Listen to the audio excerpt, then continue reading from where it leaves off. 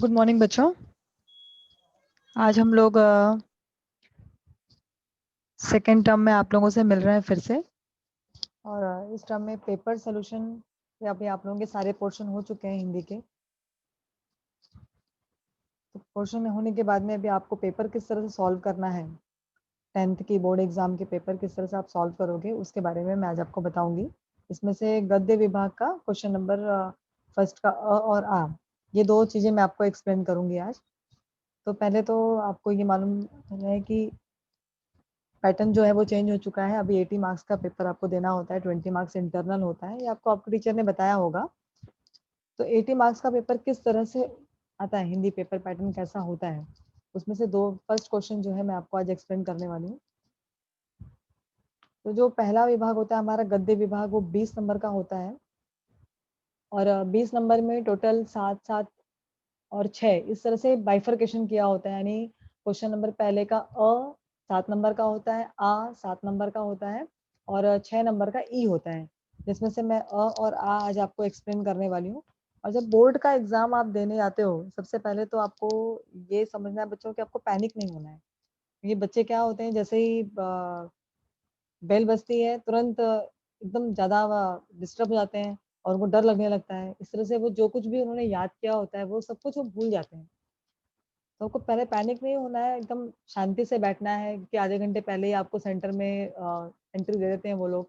15 minute पहले आप सब कुछ सामान बाहर रख करके शांति से बैठ जाते हो। तो वो 15 मिनट जो आपको मिलता है, एकदम शांति से आप सोचो, आराम से जो कुछ भी आपने याद किया उसको रिकॉल करो, उसको याद करने की कोशिश करो। ये डिस्टर्ब मत हो कि और किसी की बात मत सुनो कि उसने ये याद कर लिया, उसने वो पढ़ लिया, वो बोल रहा है कि ये इंपॉर्टेंट है, ये ऐसा है। जो आपने याद किया है, जो आपने सोच समझ के पढ़ाई की है, उसको ही ध्यान में रखो। बाकी आपके फ्रेंड्स क्या बोलते हैं या सेंटर पे बाकी और भी स्टूडेंट्स होते हैं वो क्या बोल रहे हैं, इस पर आप बिल्कुल भी ध्यान मत दो। क्योंकि फिर क्या होता है कि लास्ट मोमेंट पे आप किसी का सुनते हो, कह रहे ये तो बहुत इंपॉर्टेंट था और ये आपने पढ़ा ही नहीं, तो आपको टेंशन होने लगता है कि अरे ये तो मैंने देखा ही नहीं। और आपका पूरा ध्यान जो है वो सिर्फ उसी पर्टिकुलर क्वेश्चन पे जाता है और बाकी सारी चीजें आपके माइंड से वॉश आउट हो जाती हैं। तो ये आपको नहीं करना है। तो बोर्ड का पेपर पैटर्न ये तो खैर नॉर्मल बात है, जो आपके टीचर्स भी आपको बताएंगे। जैसे बोर्ड एग्जाम हो गए तो वो भी आपको गाइड करेंगे कि कैसे आपको सेंटर में जाना है, किस तरह से आपको रिएक्ट करना है। मैं आपको आज बोर्ड पैटर्न के बारे में बता रही हूँ। इसके अंदर आपको सबसे पहले आप बोर्ड एग्जाम में बैठते हो तो आपको कुछ सूचनाएं दी होती हैं। वो सूचना ये होती है, सूचना नंबर 1 होती है कि सूचना के अनुसार गद्य पद्य पूरक पठन तथा भाषा अध्ययन व्याकरण की कृतियों में आवश्यकता के अनुसार आकृतियों में ही उत्तर लिखना अपेक्षित है। आकृतियों में यानी अभी आपको मालूम है कि पैटर्न जो है चेंज हो चुका है। 9वीं की भी आपने एग्जाम दी है फाइनल, आपको ये मालूम है कि किस तरह से पैटर्न आता है कि एक पैराग्राफ दिया होता है और पैराग्राफ के बाद जो प्रश्न होते हैं उसके अंदर एक ब्रैकेट जैसा, मतलब बॉक्स जैसा बना होता है और उस बॉक्स के अंदर ही आपको उत्तर लिखने होते हैं। तो पहला नियम तो आपको ये रखना है कि जो आकृति बनी हुई है, यानी अगर वो बॉक्स बना हुआ है या फिर वो एरो करके डैश बना हुआ है या फिल इन द ब्लैंक्स है, तो जो भी है आपको उसी के अंदर उसे लिखना है। आपको अलग से नहीं लिखना है कि वहां पे आकृति बनी हुई है, वहां पे बराबर से बॉक्स बना हुआ है लेकिन आपने बॉक्स नहीं बनाया, आपने सिर्फ उत्तर लिख दिया। आपने वैसे किया तो भी बोर्ड एग्जाम के नियम के हिसाब से आपको नंबर मिलते हैं, लेकिन सूचना अगर आपको दी जा रही है तो सूचना का पालन आपको करना चाहिए। जो भी सूचना आपको दी गई है, तो जो अगर बॉक्स में आपको बोला गया है तो आप बॉक्स में ही उसका उत्तर लिखिए।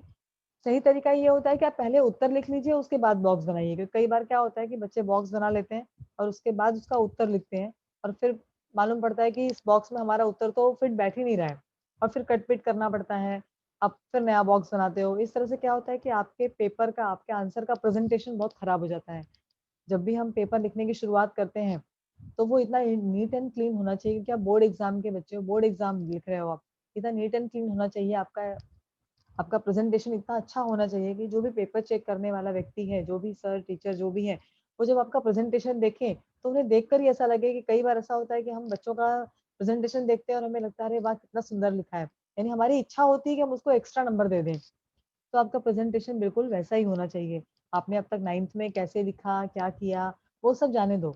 लेकिन अभी आप 10th की बोर्ड एग्जाम में आ गए हो, आपकी प्रीलिम्स वगैरह होंगी तो उसमें भी आपको गाइड किया जाएगा। लेकिन प्रेजेंटेशन आपका बहुत अच्छा होना चाहिए। आपने सुना होगा, first impression is the last impression. आपने पहले प्रश्न के उत्तर की शुरुआत जैसी की अगर आपने उसमें कट पीट करना शुरू किया तो वो लास्ट तक आपका वैसे ही रहता है, और आप उसके बाद आप भले कितना भी अच्छा लिखो, लेकिन पेपर चेक करने वाले एग्जामिनर के दिमाग में आपका इंप्रेशन डाउन हो जाता है। उसे लगता है कि आपको कुछ भी याद नहीं है, और आप बार-बार किसी और व्यक्ति का किसी और बच्चे का देख रहे हो, और इसीलिए अपने आंसर को कट कर रहे हो, फिर से लिख रहे हो, कट कर रहे हो, फिर से लिख रहे हो। तो ये इंप्रेशन आपका जो है वो खराब हो जाता है। सूचना में दूसरी बात बताई थी कि सभी आकृतियों के लिए पेन का ही प्रयोग करें। बहुत सारे बच्चों की आदत होती है कि वो पेंसिल से बॉक्स बनाते हैं। उन्हें लगता है कि बहुत अच्छा लगेगा, हम पेन से लिख रहे हैं, पेंसिल से बनाते हैं। ये गलत है। ये अच्छा लगने के लिए सही है, लेकिन अभी आप पेन से लिख रहे हो, तो बोर्ड एग्ज़ाम के नियम के हिसाब से आपको सारे बॉक्स, आपको सारी आकृतियाँ पेन से ही बनानी है, कहीं पर भी पेंसिल का प्रयोग नहीं करना है। और लाल और ग्रीन कलर तो बिल्कुल भी प्रयोग नहीं करना है, क्योंकि रेड और ग्रीन केवल एग्ज़ामिनर और मॉनिटर के लिए होते हैं, वो आपके लिए नहीं होता है। तो आपको ब्लैक या ब्लू पेन ही यूज़ करना है, और ब्लैक और ब्लू पेन जिस पेन का प्रयोग कर रहे हो लिखने के लिए आंसर, उसी पेन से आपको आकृति भी बनानी है। चाहे वो बॉक्स हो, चाहे वो डैश हो, चाहे वो एरो हो, जो भी है, आपको पेन से ही बनाना है, आपको पेंसिल का प्रयोग नहीं करना है।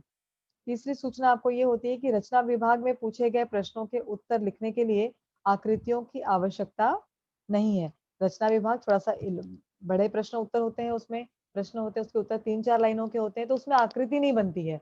तो उसके उत्तर आप डायरेक्ट लिख सकते हो, यानी आपने प्रश्न लिखने की कोई ज़रूरत नहीं है, आप प्रश्न का क्रमांक डालो और उसका उत्तर लिखने की शुरुआत कर दो।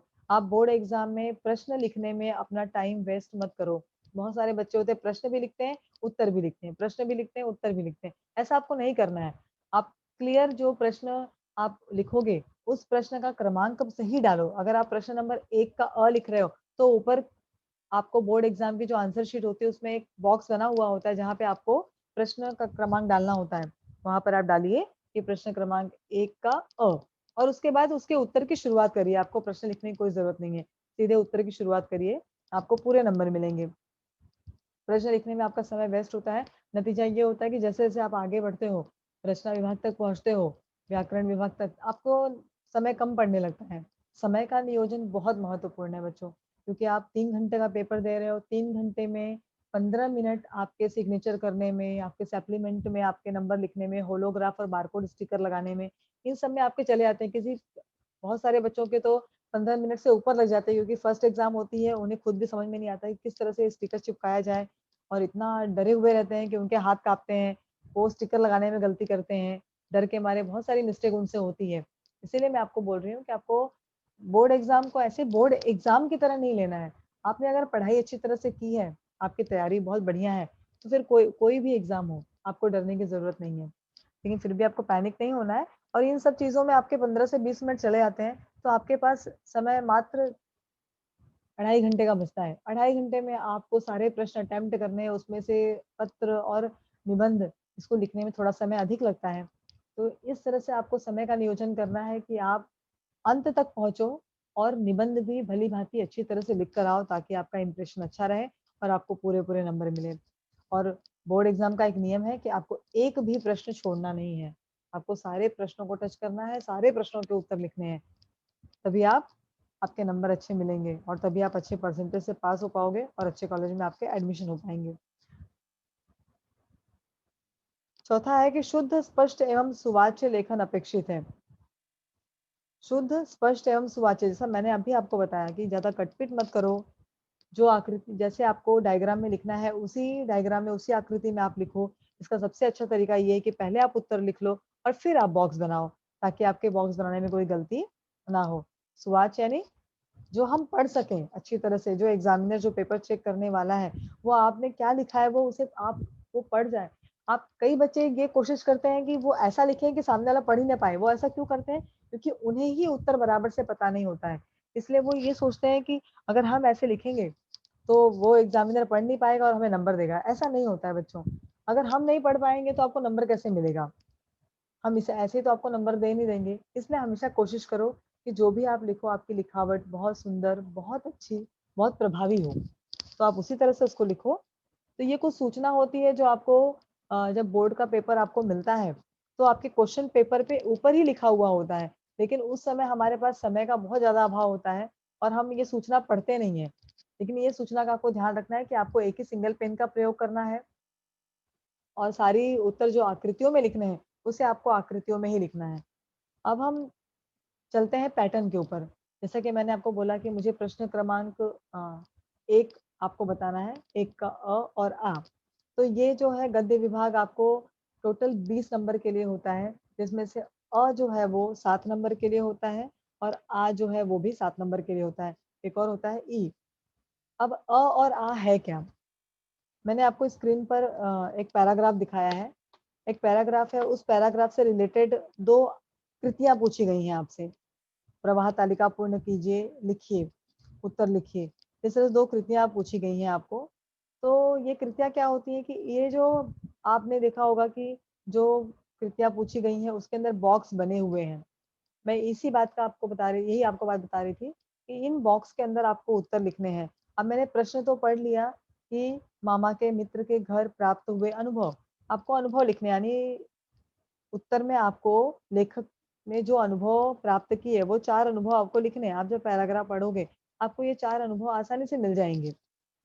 तो जब आप लिखोगे, तो आपको सही तरीका ये है कि आप पहले अनुभव लिख लो 4, एक के नीचे एक के नीचे एक और उसके बाद फिर आप बॉक्स बना दो। आप एक अनुभव लिख कर के, एक लाइन छोड़ कर के दूसरा बॉक्स बना सकते हो, कोई दिक्कत नहीं है।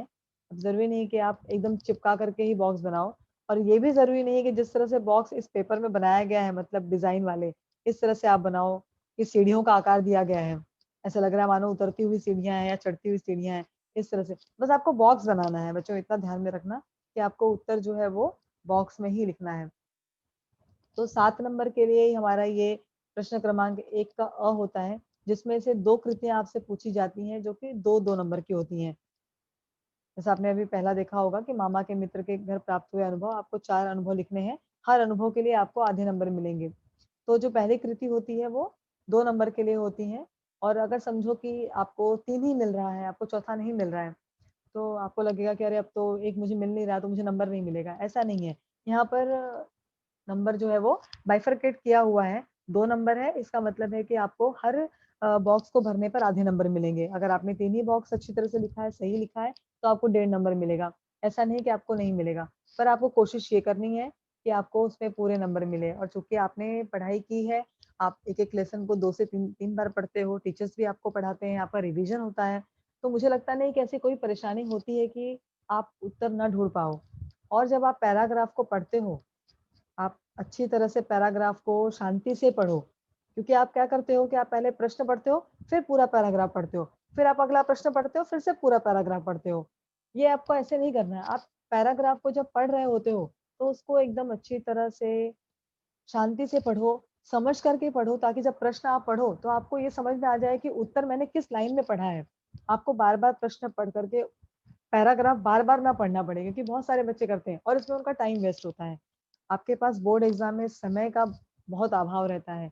आपको लगता है 3 घंटा, लेकिन जब आप लिखने की शुरुआत करते हो स्पेशली लैंग्वेज में, मैथ्स में, ऐसा लगता है कि समय मिल ही नहीं रहा है। मेरा एंड वाला क्वेश्चन छूट जाएगा, मैं निबंध लिख ही नहीं पाऊँगी, मैं निबंध लिख नहीं पाऊँगा, पत्र नहीं हो पाएगा मेरा।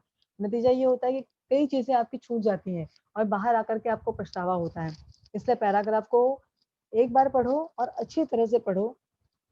तो ये 2 नंबर के लिए होता है, इसमें प्रवाह तालिका हो सकती है, कृति पूर्ण करो हो सकता है, जो भी है, ये सिर्फ़ एक वर्ड के आंसर होते हैं, एक शब्द के आंसर होते हैं। कई बार अ, आप एक शब्द मतलब एक शब्द पकड़ के मत बैठो, कई बार 2 शब्द भी हो जाते हैं, लेकिन छोटे आंसर होते हैं, छोटे उत्तर होते हैं। तो आपको ये जो है 4 लिखने हैं, इसपे आपको 2 नंबर मिल जाएँगे। इसके बाद दूसरा आपसे पूछा जाता है, वो भी कृति होती है, लेकिन उसके अंदर भी एक ही शब्द के उत्तर होते हैं, लेखक के लेखन के विषय।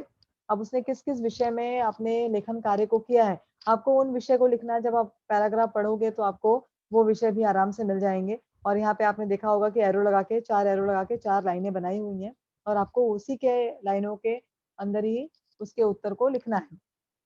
तो आप लिख कर के लाइन बना लो या लाइन बना कर के उत्तर लिख लो, कोई दिक्कत नहीं है। बस आपको सही उत्तर लिखना है। यहाँ पर भी आपने देखा होगा कि 4 लाइनें बनी हुई हैं। हर एक उत्तर के लिए आपको आधे नंबर दिए जाएँगे। यानी आपने एक उत्तर लिखा, आपको आधे नंबर मिल जाएँगे। तो ऐसा होता है कि आपको अगर उत्तर नहीं मालूम है, आपने 2 ही लिखा, आपको 1 नंबर मिलेगा। इसमें कोई परेशानी नहीं है। लेकिन जैसा मैंने आपको कहा कि बोर्ड का नियम है कि आप कोई भी चीज़ छोड़ो मत। आप कोशिश करो कि आप सब कुछ लिख कर आ सको और अगर आपको ऐसा लगता है कि नहीं आपको मिल ही नहीं रहा है, आप बहुत परेशान हो, समझ में ही नहीं आ रहा है, तो आप पैराग्राफ से पढ़ करके अपनी बुद्धि का प्रयोग करके आपको क्या सही लगता है कि क्या मैं यहाँ पे लिख सकती हूँ इस पैराग्राफ से रिलेटेड जो ये प्रश्न पूछा गया है, आप उसे लिख कर आइए। आप उसे बिल्कुल भी छोड़कर मत आइए। तो ये 2 और 2 नंबर की 2 कृतियाँ होती हैं, जिसे आप लिखते हो और उसके बाद आपको 3 नंबर का एक आता है स्वमत। यहाँ पे आपको पेपर में दिख रहा होगा। स्वमत का मतलब होता है बच्चों, आप अपना मत व्यक्त कीजिए। अपना यहाँ पर जो प्रश्न पूछा है, अतिथि देवो भव विषय पर अपने विचार लिखिए। यानी अतिथि भगवान का स्वरूप होता है, इस पर आपको अपने विचार लिखने हैं।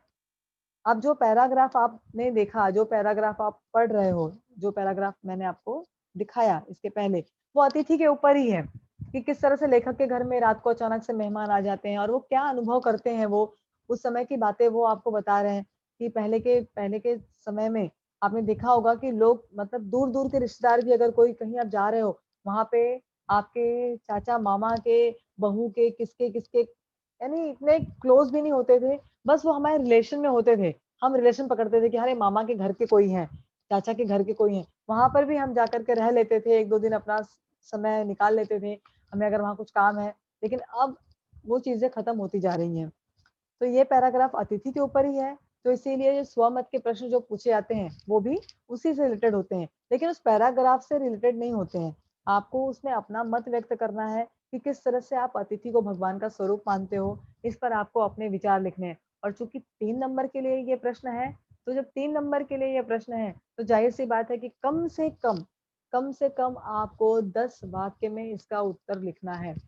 10 वाक्य ना भी हो पाए तो कम से कम 3 नंबर है, यानी 6 वाक्य तो आपको लिखने ही हैं। हर वाक्य के लिए आधे नंबर होते हैं।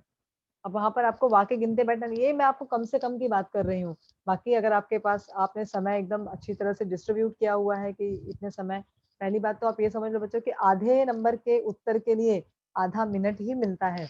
एक ज़्यादा से 1 मिनट। आपको उसी तरह से अपने पेपर में समय को डिवाइड करना है, घड़ी साथ में लेकर बैठना है।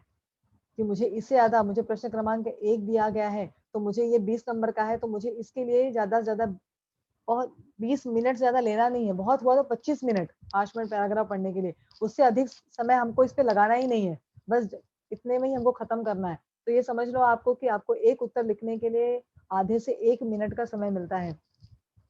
तो जो आप 3 नंबर का उत्तर लिख रहे हो, उसे आपको 1 मिनट में ही खत्म करना है। तो फटाफट आपको अतिथि देवो भव, अतिथि भगवान का रूप है, इस पर आपने विचार व्यक्त करने हैं। और बच्चों ऐसा भी हो सकता है कि कोई स्वमत का प्रश्न ऐसा आ जाए कि आप उसको समझ ही नहीं पाओ कि ये पूछा क्या जा रहा है। मुझे तो समझ में ही नहीं आ रहा है कि ये क्या है? इसका उत्तर मैं कैसे लिखूँ? मतलब उसके उसका अर्थ ही समझने में आपको दिक्कत हो रही है, उसका अर्थ समझने में आपको परेशानी हो रही है, उस समय आप क्या करोगे? उस समय आपको टेंशन नहीं लेना है बच्चों। अगर आपको ऐसा लग रहा है कि स्वमत का प्रश्न पूछा और ये 3 नंबर है, 3 नंबर बहुत बड़ी बात होती है। 3 नंबर से बच्चे पास हो सकते हैं, 3 नंबर से बच्चों का एक बढ़िया परसेंटेज आ सकता है। तो ये 3 नंबर बहुत इम्पोर्टेंट है आपके लिए बोर्ड एग्ज़ाम में, आधे-आधे नंबर का वैल्यू है बोर्ड एग्ज़ाम में, तो 3 नंबर तो बहुत बड़ी बात है। तब आप क्या करोगे जब आपको ऐसा लगता है कि आपको ये स्वमत है, आपको अपने विचार लिखने हैं, आपको अपना मत व्यक्त करना है, अपनी बुद्धि का प्रयोग करके इसका उत्तर लिखना है, लेकिन आपको स्वमत में पूछे गए प्रश्न का अर्थ ही समझ में नहीं आ रहा है और मैं अब क्या करूँ? टीचर ने तो बोला है कि कम से कम इसके अंदर 10 लाइनें लिखनी है, कम से कम इसमें 10 वाक्य होने चाहिए या 6 वाक्य तो होना ही चाहिए, पर मैं तो 1 वाक्य भी इसके अंदर लिख नहीं पा रहा हूँ। तो उस समय आपको क्या करना है? उस समय बच्चों आपको पैराग्राफ जैसे मैंने आपको बताया कि जो पैराग्राफ होता है, उस पैराग्राफ से रिलेटेड ही स्वमत पूछा जाता है। आपको अलग से कोई स्वमत नहीं आता है। जो अगर पैराग्राफ अतिथि के ऊपर है, इसीलिए अतिथि के ऊपर आपको स्वमत के प्रश्न पूछे गए हैं। तो जब ऐसा आपको लगे कि आप बिल्कुल समझ नहीं पा रहे हो, आप इसका उत्तर लिख नहीं पा रहे हो, आप पैराग्राफ से ही आपको लगता है कि अतिथि के ऊपर उसमें क्या अच्छी बातें बताई गई हैं, उसे आपको उत्तर में लिख कर आना है। ये अलग बात है कि आपको उसमें 3 नंबर तो नहीं मिलने वाले हैं, लेकिन आपको उसके अंदर 1 या डेढ़ नंबर तो मिल जाएगा। और जैसा कि हम बोलते हैं something is better than nothing, तो कुछ तो मिलेगा। जहाँ आपको लगता है कि आपको कुछ भी नहीं आ रहा है, आप लिख ही नहीं पा रहे हो, आप समझ ही नहीं पा रहे हो, तो 0 मिलने से अच्छा है कि आपको वहाँ पर 1 या डेढ़ नंबर मिल जाए। तो जब कभी ऐसी कंडीशन आ जाए, कोशिश करो कि आप स्वमत लिख लो। आप 21 से आपकी गाइड में आपके जो अब तक 2-3 साल के पेपर्स हो चुके हैं, उन पेपर में जितने स्वमत है उसकी प्रैक्टिस आप कर लो। अगर आपको नहीं आता, आप अपने टीचर से पूछ लो, आप उसकी प्रैक्टिस करो। लेकिन अगर ऐसा हो सकता है कभी कभी बच्चों कि ऐसा कोई स्वमत आ जाए जो आपको समझ में नहीं आए, होता है। मैं ऐसा नहीं बोलती कि सारे स्वमत और सारे बच्चे ऐसे हैं जो अपनी बुद्धि का प्रयोग कर लेंगे और वो स्वमत लिख लेंगे।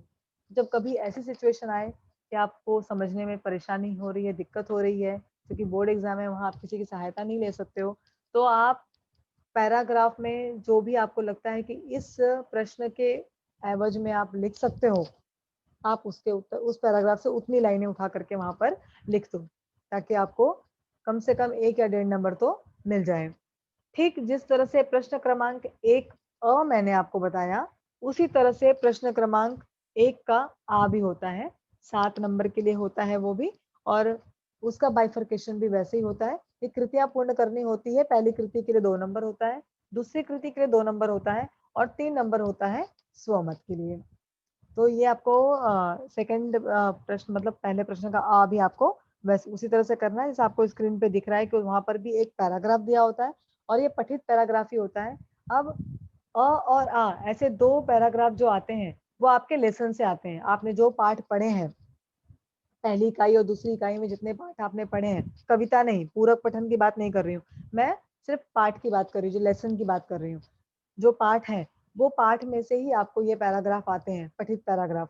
अब जो प्रश्न क्रमांक 1 का अ होता है वो हमेशा पहली इकाई में से आता है, प्रश्न क्रमांक 1 का जो आ होता है वो हमेशा दूसरी इकाई में से होता है। तो इस तरह से आपको पाठ जो है उसी में से पैराग्राफ आएंगे और उसी पैराग्राफ से आपको प्रश्न पूछे जाएंगे। अब ऐसा हो सकता है कि पैराग्राफ वही हो लेकिन गाइड में आपने अलग कृतियां पढ़ी हो, 21 में आपने कुछ अलग कृतियां पढ़ी हो, आपके टीचर्स ने कुछ अलग कृतियां कराई हो और बोर्ड एग्जाम में बिल्कुल अलग कृति हो, अलग ही डायग्राम बना हो, अलग ही प्रश्न पूछा हो। तो आपको उसमें डरना नहीं है। जो भी बोर्ड एग्जाम में प्रश्न पूछा जाएगा वो उस पैराग्राफ से रिलेटेड रिलेटेड ही होगा। आप जब पैराग्राफ पढ़ोगे तो आपको अपने आप उसके उत्तर जो है वो मिलते जाएंगे। परिच्छेद पढ़ोगे आपको उत्तर जो है वो मिलते जाएंगे। तो प्रश्न क्रमांक 1 का आ भी उसी तरह से है कि आप पैराग्राफ पढ़ो, शांति से आपको पैराग्राफ पढ़ना है और उसके बाद जो है 2-2 नंबर की जो कृतियां हैं, आपने आपके स्क्रीन पे दिख रहा होगा कि पैराग्राफ से रिलेटेड ही प्रश्न पूछा गया है। उत्तर लिखिए माँ की विशेष आवाज। तो माँ की आवाज के बारे में लिखना है कि माँ की आवाज किस तरह की थी, उनकी आवाज क्षीण थी, दुर्बल थी। आप पैराग्राफ पढ़ोगे तो आपको ऊपर ही उत्तर इसका उत्तर मिल जाएगा। तो माँ की आवाज यानी आप वो आवाज के बारे में आपको लिखना है। और खींच की परिणति तो आपको उसके बारे में लिखना है। 2 चीज और एक एक शब्द है, आप देख रहे हो कि बॉक्स बना हुआ है, एक एक शब्दों में ही इसका उत्तर लिखना है, आधे आधे नंबर आपको मिल जाएंगे। और उसके बाद जो दूसरा है कि निम्नलिखित वाक्य को घटनाक्रम के अनुसार लिखिए। अब बच्चे मैंने देखा आप लोग घटनाक्रम में बहुत कंफ्यूज होते हो कि घटनाक्रम और घटनाक्रम आपको आपने ध्यान दिया होगा कि आपको हिंदी में एक तो घटनाक्रम में उत्तर पूछा ही जाता है।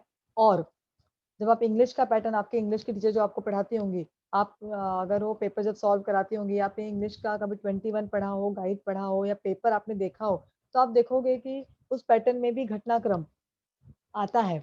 अब घटनाक्रम होता क्या है, यानी घटनाक्रम यानी जो चीजें पहले घटी हैं उन्हें पहले आपको लिखना है, जो उसके बाद घटी हैं उसको उसके बाद लिखना है, और जो उसके बाद घटी है उसको उसके बाद।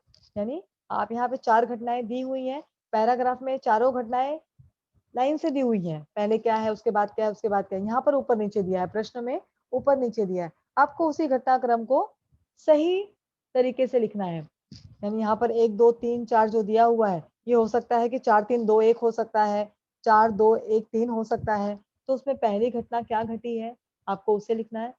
तो यहाँ पर आपको प्रश्न लिखने की कोई जरूरत नहीं है, आप सीधे प्रश्न क्रमांक 1 आ का दूसरा इस तरह से लेकर के इस घटनाक्रम को सही घटना के अनुसार आप लिखोगे तो इस पे आपको नंबर मिल जाएंगे।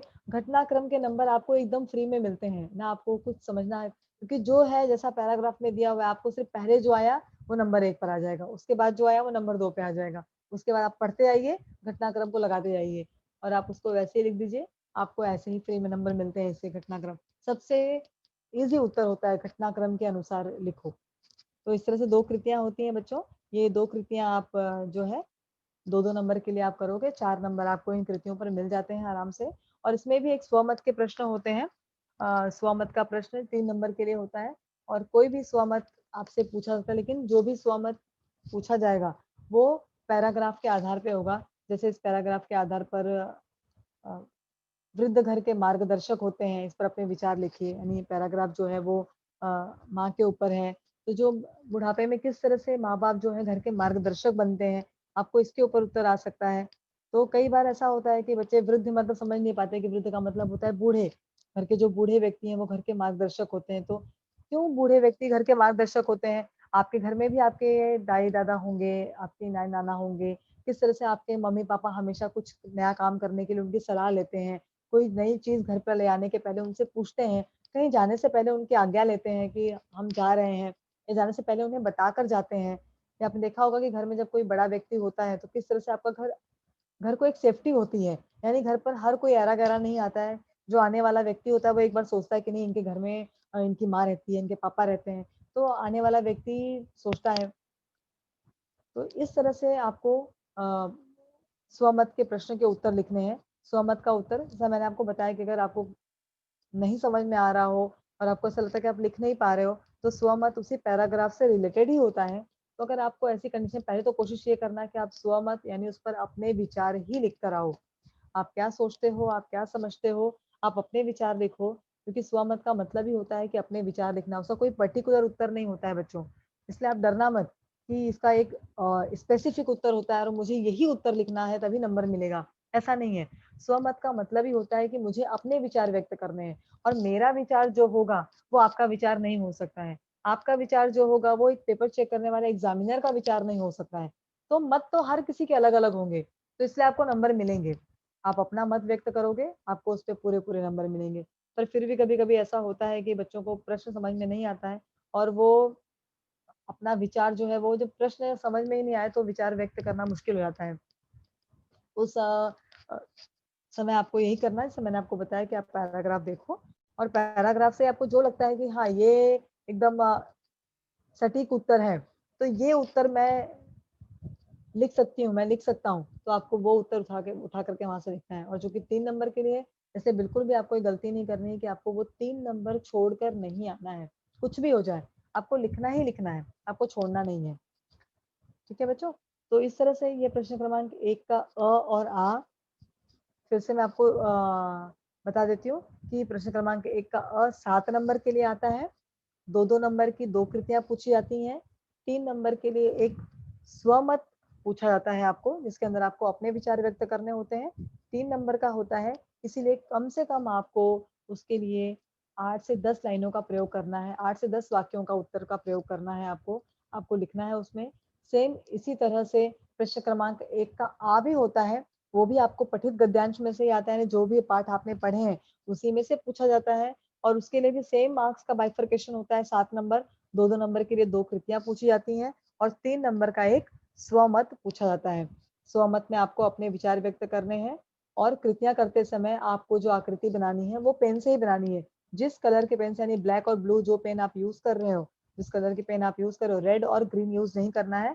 ब्लैक और ब्लू जो भी पेन आप यूज़ कर रहे हो, उसी पेन से आपको आकृति बनानी है और उसी आकृति में आपको उत्तर लिखने हैं। आकृति छोटी-बड़ी होने का डर लग रहा है, तो पहले उत्तर लिखिए और उसके बाद में फिर उसको उसका डब्बा बनाइए, उसकी आकृति बनाइए, ताकि आपको पूरे उत्तर मिले और कोशिश ये करिए आपको ज़रूरत नहीं कि आप बच्चे स्केल लेते हैं, स्केल लेकर के उसको बॉक्स बनाते हैं।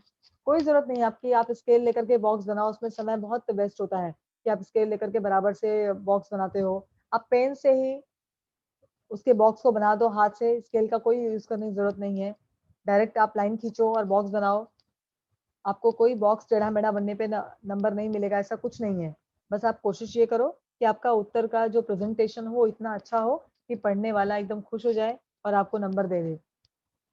तो आपका प्रेज़ेंटेशन बहुत अच्छा होना चाहिए, जो भी उत्तर आप लिखते हो। अब ये बॉक्स वाले उत्तर हैं, आधे-आधे नंबर के उत्तर हैं, तो इसमें प्रेज़ेंटेशन का कुछ मतलब नहीं है, लेकिन आप इस तरीके से उसको प्रेज़ेंट करो, इस तरीके से आप बॉक्स बनाओ, इस तरीके से आप उसको प्रश्न क्रमांक 1 का ऊपर लिखो ताकि पढ़ने वाले को समझ में आए कि हाँ, आपने इसका ही उत्तर ये लिखा है। तो नंबर क्वेश्चन नंबर बराबर डालो, उसके उत्तर बराबर लिखो और जब आप निबंध वगैरह लिखते हो, सही तरीके से लिखो। जो प्रश्न आपको अच्छी तरह से आता है, पहले आप उसकी शुरुआत करो।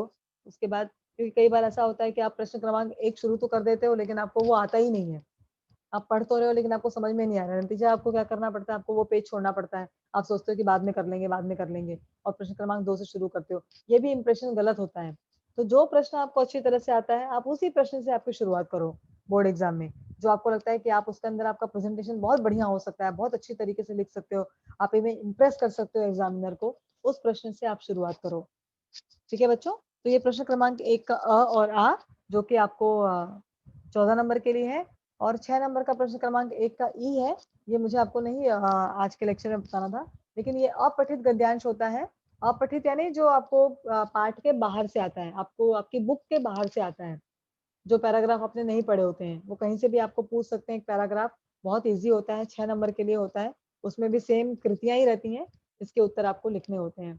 अब अगर आपको कोई दिक्कत या परेशानी है, यानी प्रश्न क्रमांक 1 अ और आ में अगर आप मुझसे कुछ पूछना चाहते हो, तो आप मुझसे पूछ सकते हो।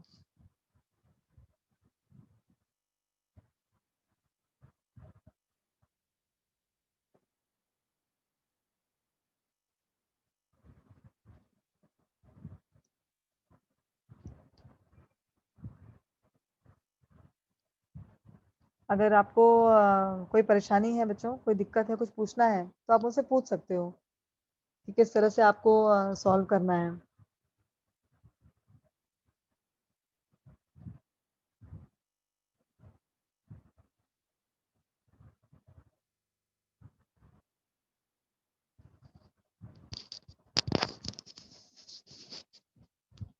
हेलो।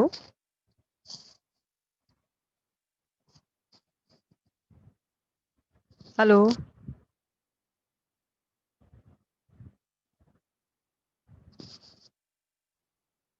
बच्चों, अगर आपको कुछ भी पूछना है, प्रश्न क्रमांक 1 का अ और आ, कुछ भी अगर आपको समझ में नहीं आया है, तो आप मुझे पूछ लो।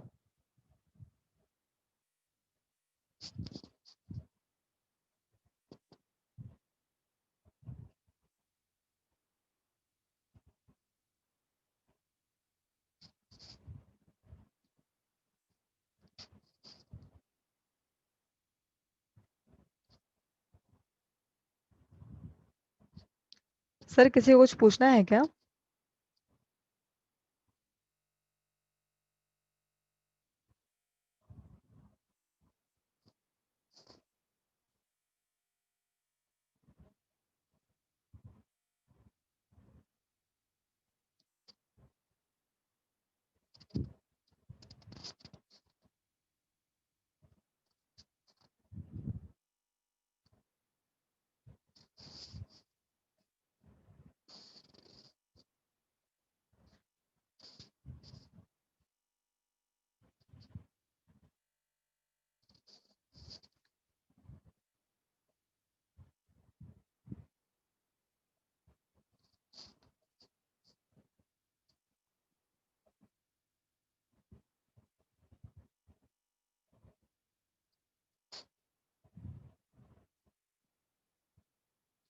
सर।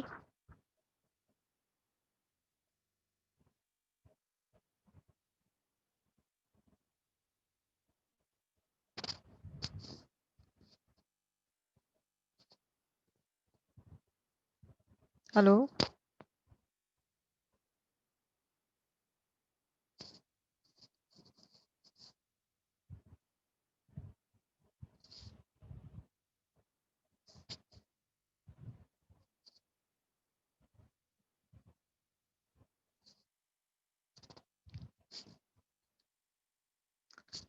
सर, मेरा लेक्चर खत्म हो गया है।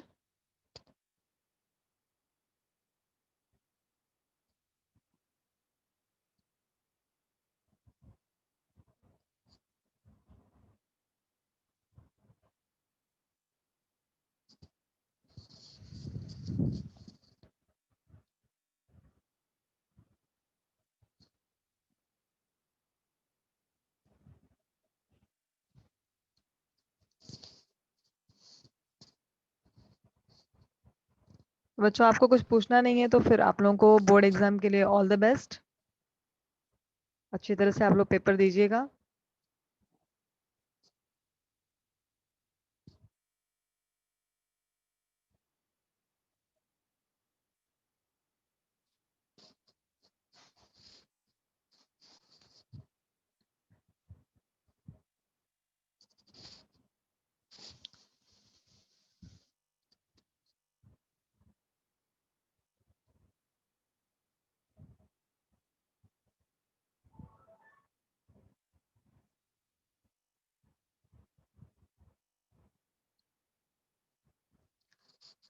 सर मैं लेक्चर फिनिश करूं?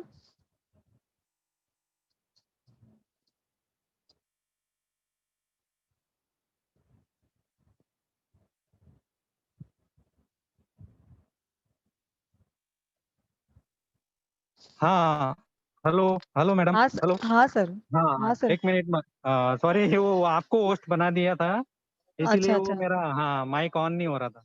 ठीक है सर। बच्चों को अगर कुछ पूछना हाँ है तो फिर मैं, हाँ मेरा बच्चों, पेपर आपको पैटर्न। क्वेश्चन पूछना है तो आप लोग पूछ सकते हो मैडम को।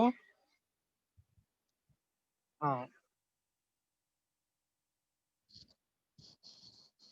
हाँ कैसा पूछो बेटा। हेलो। Hello miss. हाँ हाँ बोलो बेटा। हेलो हाँ बोलो मिस, बोलो। अगर हम लोग को कोई क्वेश्चन नहीं समझ में आ रहा तो वहाँ पे टीचर से पूछेंगे तो बताएंगे ना? नहीं, बोर्ड एग्जाम में टीचर्स आपको कोई क्वेश्चन का आंसर नहीं बताएंगे, ना ही कोई क्वेश्चन मिस बताएंगे। आंसर नहीं, क्वेश्चन नहीं समझ में आ रहा है तो? नहीं, वो वहाँ के टीचर्स भी नहीं बताएंगे, क्योंकि वो उस सब्जेक्ट के टीचर्स नहीं होंगे ना बेटा। वो आपको वहाँ कोई हेल्प नहीं करेंगे, क्वेश्चन पेपर आपको खुद ही समझना है।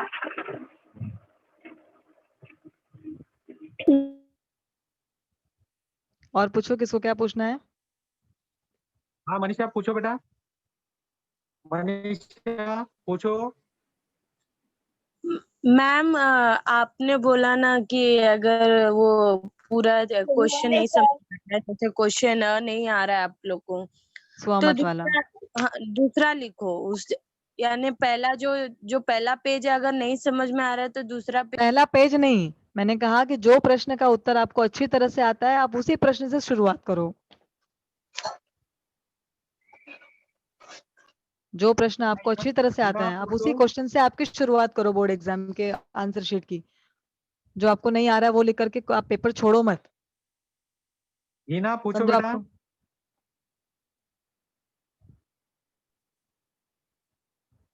हीना पूछो।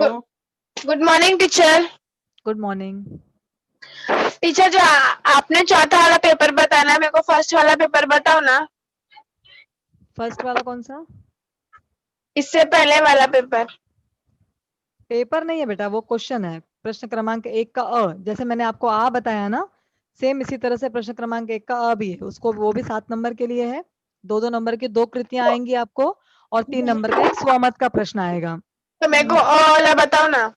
हाँ तो अ वाला ही बता रही हूँ कि 2-2 नंबर की 2 कृतियां आएंगी, यानी आपको आधे आधे नंबर के उसमें उत्तर रहेंगे, बॉक्स बना हुआ होगा, और 3 नंबर का एक स्वमत वाला प्रश्न आएगा, जो आपको अपने मन से लिखना है। उसमें आपको अपने विचार व्यक्त करने हैं। जैसे आ है, सेम अ भी है, कोई चेंजेस नहीं है। वो भी 7 नंबर का है, ये भी 7 नंबर का है। और जैसे उसमें 2 कृतियां हैं, वैसे इसमें भी अ में भी 2 कृतियां हैं। उसमें भी 3 नंबर का एक स्वमत है, इसमें भी 3 नंबर का एक स्वमत है। आप पूजा पूछो बेटा। हाँ टीचर, मेरे को ना पहले का आ वाले पेपर में दूसरा वाला समझ, पहले वाले का दूसरा आ वाला समझ में नहीं आया। उसमें वो परिणित, तो मतलब उसमें क्या आएगा? बेटा वो तो क्वेश्चन है ना, वो क्वेश्चन जब आप पैराग्राफ पढ़ोगे तो उसमें उसका उत्तर मिलेगा। तो वो ठीक क्वेश्चन है, का वो मतलब तो ही मैंने समझ आपको सिर्फ नहीं आया। पैटर्न दिखाने के लिए वो स्क्रीन शेयर किया था। अगर वैसा क्वेश्चन आएगा तो मुझे वो क्वेश्चन का मतलब ही समझ में नहीं आया। खींच की परिणति मतलब, जैसे आप तनाव में आते हो ना, आपको बहुत गुस्सा आता है, अंदर ही अंदर खींचते हो, तो हाँ, उसका अंत क्या होता है? परिणति मतलब उसका अंत, वो कहाँ तक जा सकता है। अच्छा। जब आपको किसी पे बहुत गुस्सा आता है लेकिन आप उसे कुछ बोल नहीं पाते हो, आप मन में ही रख लेते हो, तो आप उसका एंड कहाँ तक जाएगा। तो जब आप वो पैराग्राफ पढ़ोगे तो उसका उत्तर उसके अंदर दिया हुआ है। ठीक ये है। मैंने आपको सिर्फ, हाँ मैंने आपको समझाने के लिए वो पैराग्राफ का स्क्रीन शेयर किया था। ठीक है, तो आप जब पढ़ोगे उसका आंसर लिखो, आपको समझ ओके, में आ जाएगा। अब तो परिणति थैंक का मतलब होता है अंत। ठीक है। थैंक यू टीचर, मुझे यही पूछना था। हाँ, और किसी कुछ पूछना है? बच्चों अमन और कोई पूछो ना, डाउट है? अमन।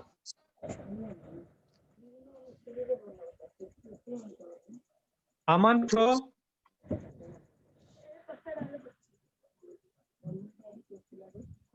काजल पूछो, काजल।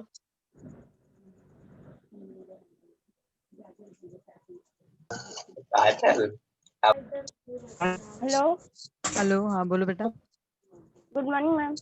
Good morning.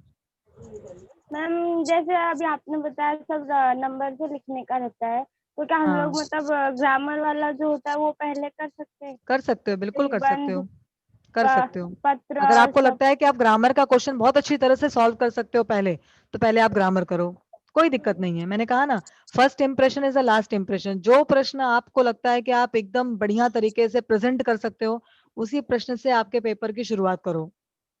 ठीक है, अगर आपको लगता है आप ग्रामर कर सकते हो बहुत अच्छी तरह से, ग्रामर से शुरुआत करो, कोई दिक्कत नहीं। बस निबंध से कभी शुरुआत नहीं करनी है, निबंध कभी भी पहले नहीं करना है, वो हमेशा एंड में करना है। ठीक है। अमन पूछो बेटा, अमन।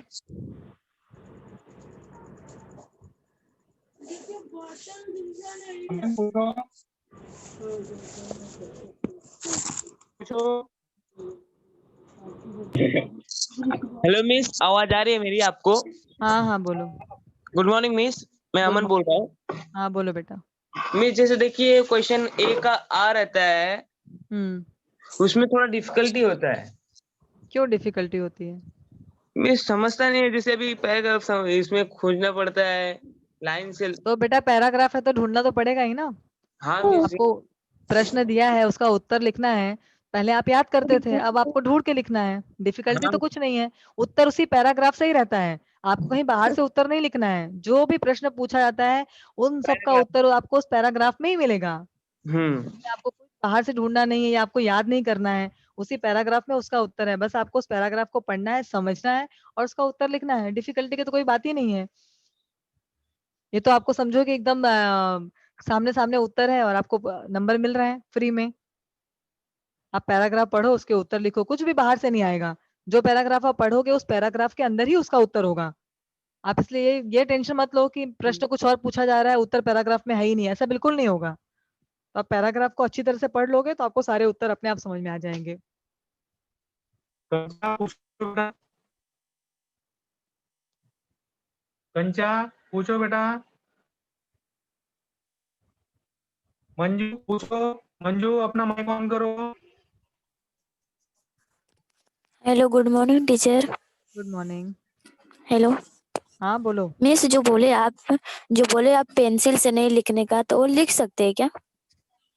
लिख सकते हो बेटा, लेकिन आपको क्यों पेंसिल का उपयोग करना है? अगर आप पेन से उत्तर लिख रहे हो तो डायरेक्ट उसी पेन से डायग्राम बनाते जाओ ना। आप एक बार पेन से लिख रहे हो, उसका फिर पेंसिल यूज करोगे, बार बार चेंज करोगे, आपका टाइम हाँ। कितना वेस्ट होगा। ये टाइम वेस्ट नहीं हो इसके लिए सूचना दी जाती है। आप पेंसिल से हाँ। बनाओगे तो ऐसा नहीं कि आपको नंबर नहीं मिलेगा, आपको नंबर मिलेगा। लेकिन अगर सूचना में आपको पेन का प्रयोग करने के लिए कहा जा रहा है, तो आप पेन का ही प्रयोग करो ना, सूचना इसलिए दी जा रही है ना बेटा। तो आप जो जिस पेन से उत्तर लिख रहे हो, ब्लैक या ब्लू, आप उसी पेन से डायग्राम बनाते जाओ, उत्तर लिखते जाओ। पेंसिल का प्रयोग करने की कोई जरूरत ही नहीं है। जब आप निबंध वगैरह लिखते हो, उसमें हेडलाइन देना है, उसमें आप पेंसिल से हेडलाइन दे सकते हो, कोई दिक्कत नहीं है। ठीक है।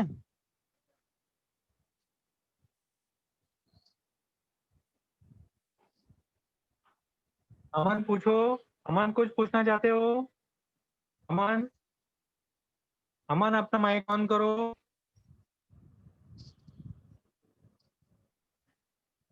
अमन अपना माइक ऑन करो, कुछ पूछना चाहते हो? सुमन, सुमन। Hello miss. हाँ बोलो। Miss good morning. Good morning. Miss मेरा ये क्वेश्चन है कि सर। मतलब पहला क्वेश्चन जो नहीं समझ में आ रहा है, वो अगर दूसरा क्वेश्चन समझ में आ रहा है तो वो लिख सकते हैं क्या? हाँ हाँ लिख सकते हो, लिख सकते हो। मैंने कहा ना, जो आपको अच्छी तरह से प्रश्न आता है उसी प्रश्न को पहले करिए। ओके मिस, थैंक यू बताने के लिए।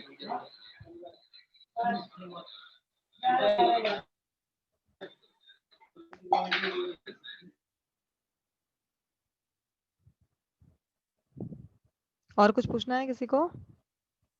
हाँ हिना पूछो बेटा, हिना।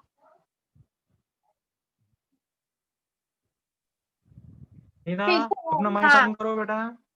करी हूँ टीचर। पूछो। अपन बोर्ड एग्जाम में क्वेश्चन छोड़ सकते हैं? नहीं, क्वेश्चन क्यों छोड़ना है तुम्हें? तैयारी अच्छे से करो। एक भी टारगेट ये रखो कि एक भी प्रश्न ना छूटे हमारा। क्यों छोड़ना है? पहले से क्यों सोच के रखा है कि क्वेश्चन छोड़ना है? नहीं वही आपसे पूछ रही थी। बिल्कुल नहीं, तैयारी ऐसी करो कि हमारा एक प्रश्न भी ना छूटे। मन में सोचना ही नहीं कि हमारा कोई प्रश्न छूट जाएगा और हमें छोड़ना है। हमें तो मन में ठान लेना है कि जितने प्रश्न हैं सबके उत्तर लिखकर आने हैं और कुछ भी छोड़ना नहीं है। आप पहले सोचोगे तो आप पक्का छोड़ के आओगे, सोचो ही मत उसके बारे में। ऑलवेज पॉजिटिव सोचना चाहिए।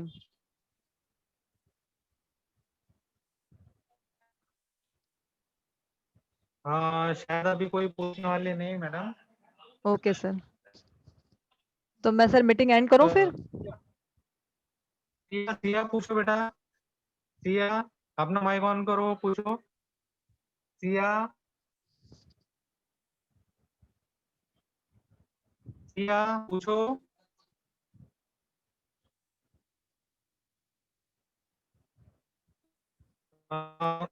Thank you. Hello miss. हाँ बोलो बेटा। मैम सारे सब्जेक्ट में पेंसिल का यूज नहीं करना है, वो मैथ्स भी हो आपकी तो आवाज भी। मुझे नहीं क्लियर हो रही है, आप क्या बोल रहे हो?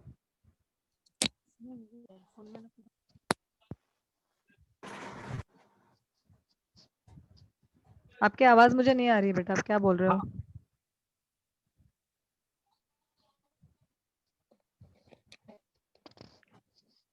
सिया पूछो बेटा। सिया।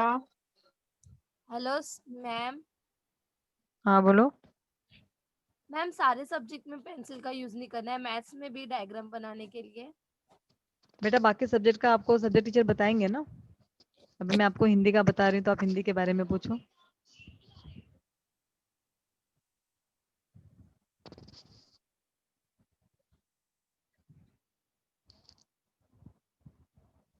अमन पूछो बेटा। अमन, अमन अपना माइक ऑन करो। हाँ तो मुझे पूछना था कि वो बोर्ड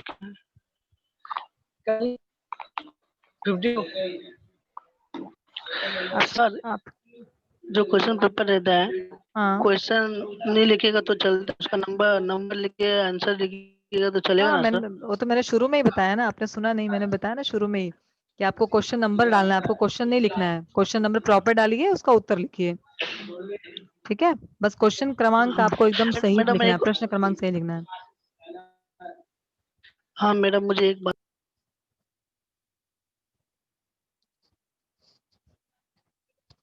हेलो।